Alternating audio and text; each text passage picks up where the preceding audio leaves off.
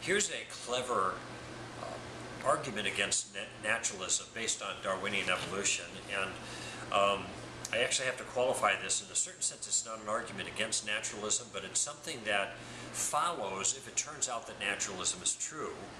That has to do with the issue of knowledge. Here's the first element, and this has been raised by other people, but a simple way of putting it is this.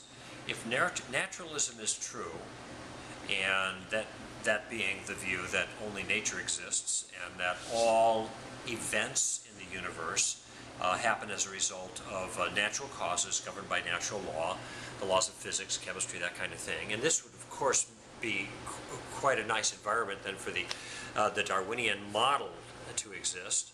The question then is, how can we, on the Darwinian model, know that naturalism is true? Because Darwinism doesn't choose for truth values. It chooses for survivability.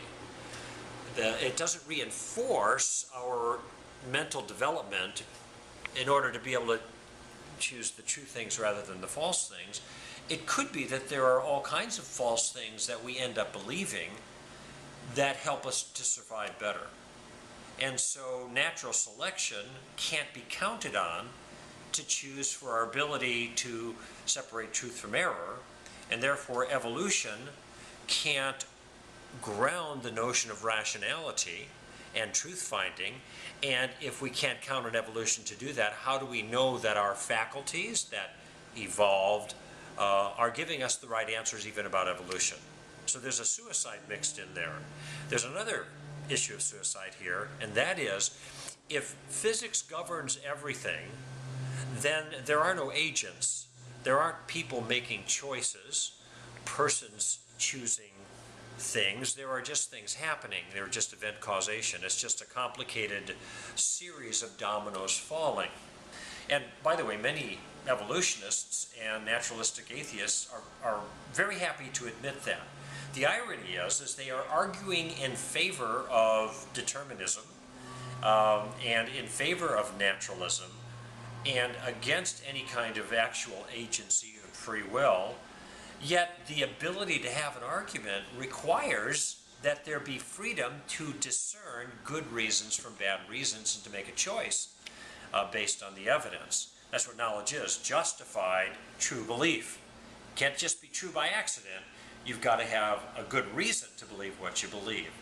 As it turns out, though, if they're right, you can't have any good reasons to believe anything. The things that you believe, you were determined to believe by the events that came before you, whether you believe in naturalism or not.